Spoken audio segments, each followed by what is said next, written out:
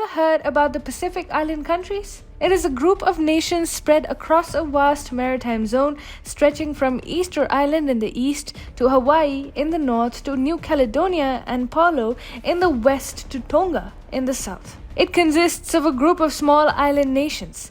On the face of it, you might think that these exotic and small islands don't really have anything to do with global politics and that they are strategically insignificant. However, the Pacific Island nations are at the center of a fierce strategic competition between China and Indo-Pacific powers like Australia and Japan. Beijing wants to grab control of these island nations in order to corner Australia in its own backyard and also to maintain a general economic and military supremacy in the Indo-Pacific as a whole. China was even trying to colonize and loot the natural resources of the region with its predatory investments. But with Australia and Japan increasing engagement in the region, China is now being kicked out.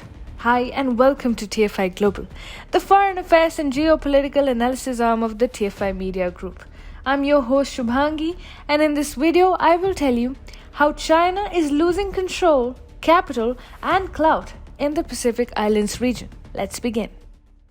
China is becoming an untouchable power, and with its growing belligerence, even the smaller nations are rejecting closer ties with China. In fact, even the Pacific Island nations that were once falling prey to Chinese President Xi Jinping's global domination dreams have now decided to dump the communist nation for better and fairer powers like Australia and Japan. Lowy Institute, a Sydney-based independent think tank, recently released its annual Pacific aid map. The report stated, Chinese aid to the Pacific fell by 31% from $246 million in 2018 to $169 million in 2019, its lowest levels of aid to the region since 2012. The Sydney-based think tank added, China is also becoming less generous. In 2018, 59% of all Chinese aid to the Pacific came in the form of grants, with 41% coming in the form of concessional loans. In 2019, those figures were almost the inverse. 33% of Chinese aid to the Pacific came in the form of grants and 67% in the form of loans. Chinese aid to the Pacific peaked at $287 million in 2016. The annual Pacific aid map released by the Lowy Institute is a comprehensive report covering 14 nations in the region, including French Polynesia and New Caledonia, both of which are French overseas territories. As per the Lowy Institute, there may be a number of reasons behind declining Chinese aid to the Pacific Island nations. However, the reluctance of the Pacific Island nations seems like the most plausible reason behind the newly observed phenomenon of decreasing Chinese presence in the region. The Sydney-based think tank stated, the Pacific may be less interested in Chinese aid offers than in the past.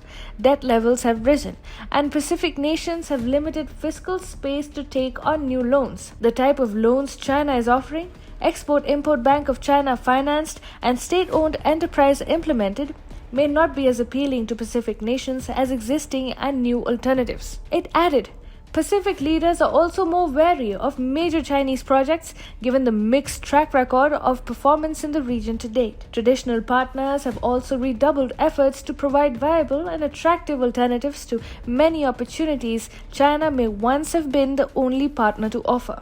As per the Associated Press, Jonathan Pryke, Pacific Islands Program Director at the Lowy Institute, said that preliminary data since 2019 further suggested that China's lowest aid contribution to the Pacific Islands region is not really an aberration. Pryke said, we've done some cursory analysis of 2020 on China as well, and we haven't seen a bounce back. One major reason why the Pacific Island nations are pulling themselves away from China is the emergence of fairer powers like Canberra and Tokyo in the region.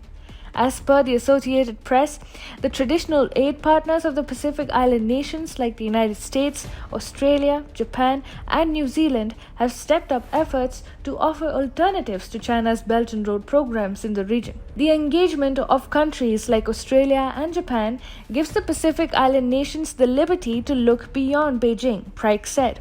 They've become a bit more savvy about what they're borrowing because a lot of these projects from China haven't panned out as they expected. For China's weakening economy, it is also becoming tougher to compete with the likes of Australia and Japan, Pryke said.